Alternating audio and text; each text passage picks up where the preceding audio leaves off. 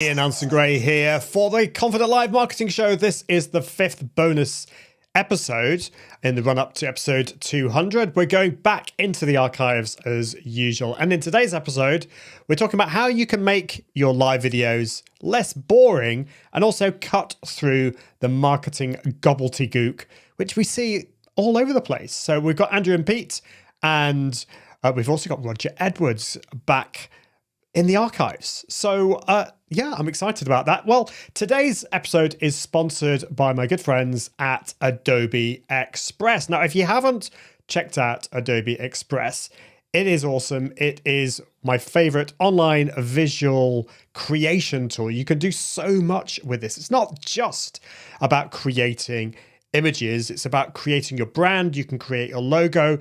There's loads of really cool features in Adobe Express.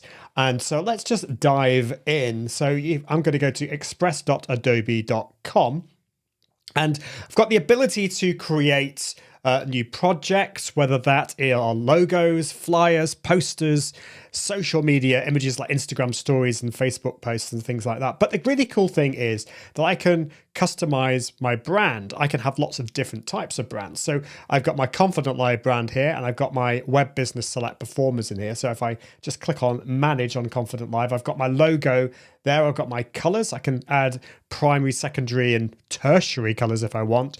I've got my fonts there as well.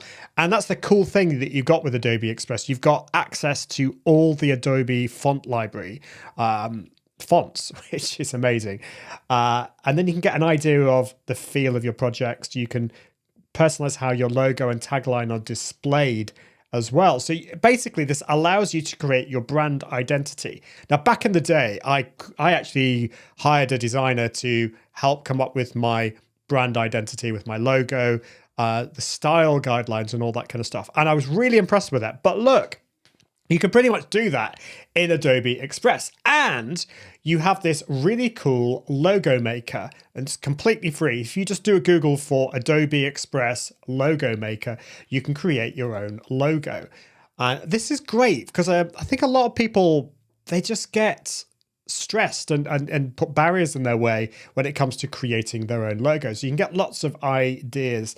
So it's telling us about, it's asking me questions about my logo. I can say it's a creative business. It's called Confident Live. My slogan is Be Confident on Live Video. What do I want the style to be? Do I want it to be bold, elegant, modern? I'm going to go with, I'm not sure whether it's bold or modern. I'm going to go with modern. Let's just click on that and click on next. And then I can choose an icon. So I've got loads of ideas. It's given me here. It's got lots of light bulbs. But I think, I will go with a light bulb. I'm going to go with that one there, or actually maybe I might go with video. Let's just try that. So let's go with that one. So I've chosen a little video icon there, and now it's designing a logo for me. And here we go. So on the screen in front of me, I've got lots of different ideas. I can click on any of these. Some of these are actually really quite nice, I have to say. So it's actually, this is using artificial intelligence. So it's come up with CL, Confident Live, Be Confident on Live Video. Some of these are pretty good. So I could click on that and then customize it. I can download it. I can change the color. So maybe I want that color to be slightly different. I don't know. And then I can download that, and it's going to save that into my Adobe Express, which is pretty amazing. So I can then create my brand from that. As well as that, you've got loads of other features. You've got the ability to schedule your posts. So this used to be Content Cal, but you've got now the ability to schedule to Instagram, to Facebook. What else have I got? Pinterest as well. And you can create lots of projects. They've also got their quick actions, so you can resize images and videos, trim videos, PDFs, and more. So do check out Adobe Express. If you go to iag.me/Adobe Express, that will get you there. Now, thank you, Adobe, for sponsoring this show. Well, it's time to get on with going back into the archives. And one of the highlights of the early time was when I had Andrew and Pete on the show. Andrew and Pete are good friends of mine. They are marketers living in Newcastle, northeast of England. They put on Atomicon, which is a fantastic conference for marketers, small businesses. And that is happening in June this year. So do check out Atomicon. They also have their membership is Atomic, which is really to make small businesses shine. So if you're a small business, do check out Atomic. Well, I asked them why are some live videos boring and how can we make them less boring? Let's go back into the archives, and I asked Andrew and Pete just that question. Let's face it, we have seen some live video out there that is excruciatingly boring. How can we unboring it? But first, why is some live video boring? And then how can we make it unboring? Good question. I think one of the major reasons it's boring is because we're told to do live video. So we do live video for the sake of doing live video. Because there's such a low barrier to entry to video, to the live video, that makes it so easy to do and just convenient, which also makes it really average and boring. So if you want to do an actual video, you have to maybe write a script, you have to record it, you have to edit it, then upload it, maybe add sound or get licenses, write all your description and stuff. And it's a real process. Like, it takes a good few hours. Maybe you even get captions burnt onto it first. All this stuff takes a lot of time. And if it's going to take time, you want it to be worth it, so it has to be good. So when people do video pre-recorded, it's usually much better than a live video because they've had to think about it a bit more because it's going to take them longer. Whereas a live video, there's no barriers. You can just go for it. Like, I could just pick up my phone now and in 30 seconds, I could be live. And that means it can also be very boring and not well thought out. What do you think? I agree completely. I think we should get away from doing live video just for the sake of it. And especially because a lot of the advice is go live for as long as possible. So you do better in the algorithm. Like, Facebook will keep on showing your live video the longer you are. But if you are going live and then just waffling on or just waiting for people to actually come on, then that's rubbish. And think about the replay viewers. I think that's what you do really well, Ian, is that you start the live broadcasts with the replay viewers in mind, where most people, they'll start the live broadcast and wait for the live viewers to come along, where in most cases, most of our views are coming from the replay viewers anyway. That's so true. We tend to focus on the live element, but still today, most of my viewers are watching the replay. And I love the live element of it, don't get me wrong. And if you're watching live now, hello, it's great that you're here. And I love that interaction. And we should absolutely be focusing on that, but not with forgetting about the replay viewers.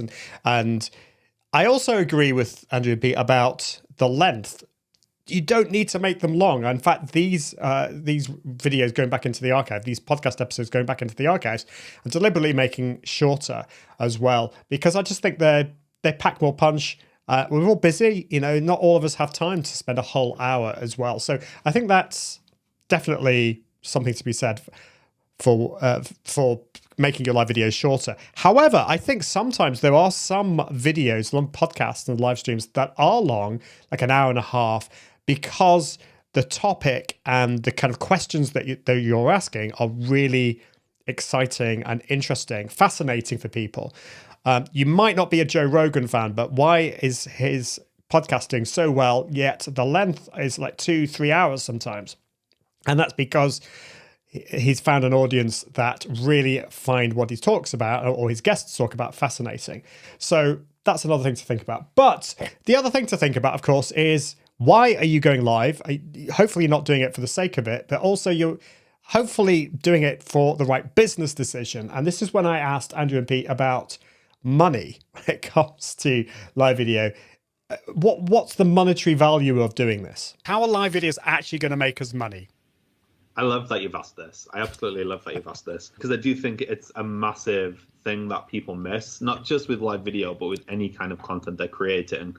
And the way we look at it is that we have content like this podcast, like a blog, like a YouTube channel, that is all about building our audience, right? It's all about giving value, and we give as much value as we can to build that audience. But there has to come at some point in that content a point where the people that are consuming that content like learn about what you. And what we say is we need to create more what we call hand raiser content. So if we've got an audience of people, we need to know who in that audience is interested in buying. So if you've got a live video course, for example, Ian, like how often do you talk about that in this live show? Is your live video course even like a sponsor of this show, or could it be? And how do you get everyone that's listening to this podcast or watching this video, letting you know that they might be interested in purchasing this course? Could you do something like, okay, go to iag.me/free and get the first episode of this course for free, or something like that? Something that gets people to actually say, you know what, I'm interested in learning a little bit more. And there's tons and tons of different ways that you can do that. Yes, so true. And I feel a bit of a hypocrite here because I, in the past, have not done a very good job at talking about what my services are and my products. So, I've not talked about my courses, for example, on this show. So, you got to ask the question, don't just, why are you creating this content? Why are you creating live streams? What's the point of it? And ultimately, if you run a business, it's to sell more stuff. It's, you're not a charity, or maybe you are a charity. So you need to think about that as well. So don't be afraid of that. So I love that what Andrew and Pete were saying there. Now, it's time to move on to my friend Roger Edwards. And his message is all about simplifying your message. So often we see that the marketing message that we put forward in any of our content, whether it's live streams, pre-recorded video, blog posts, Facebook ads, whatever, is just full of jargon. And Roger's on a mission really to cut that and to actually to communicate simply what it is that you do. So let's go on and listen to Roger. Have you got any tips on how we can keep our messaging simple? And particularly as we think about when we get on live video and communicate things, a lot of people will maybe struggle with this idea of explaining what it is that they do and how they can help their customers. Have you got any tips on how we can improve that? Yeah, there are three things that I always say to people. We've already alluded to one of them. The first one was always assume the customer knows nothing. So it doesn't matter whether you work in financial services, you're a car mechanic, you're a dentist, you're a cupcake shop, you're a florist, whatever it is. Don't use the jargon and the complex language of your particular industry. Try to talk to the customer in a language that they will understand.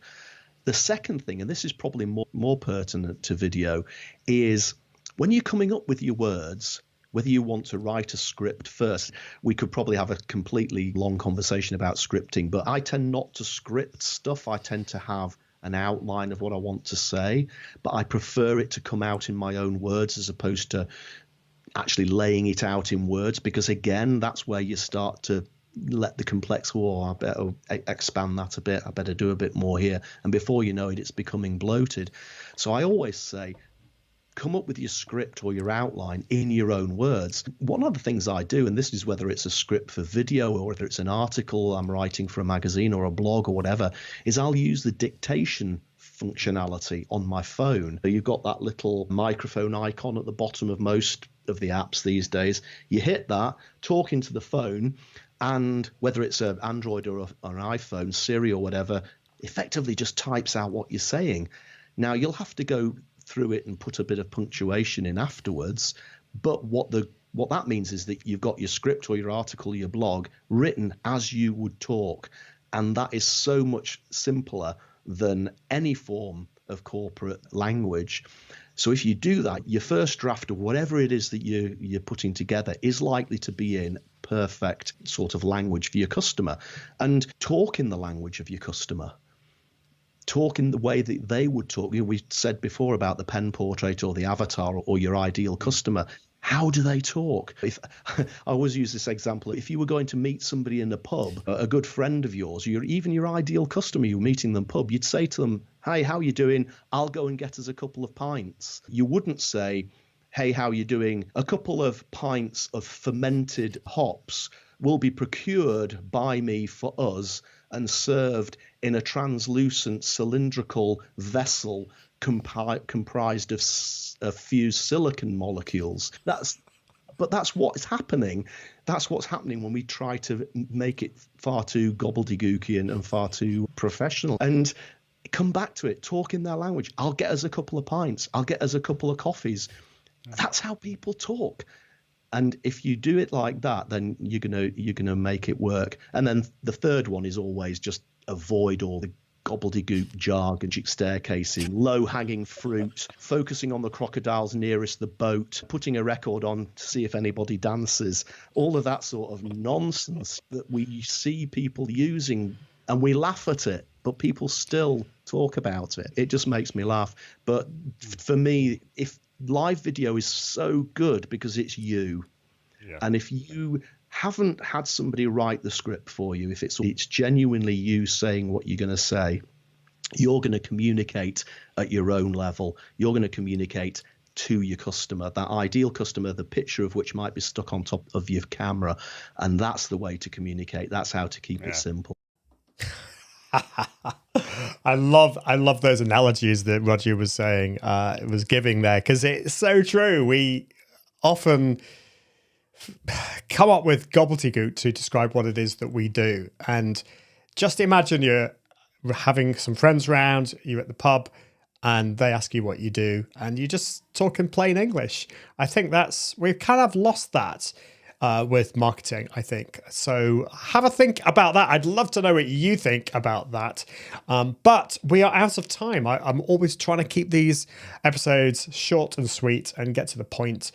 Do check out Adobe Express. As I said, iag.me/Adobe Express.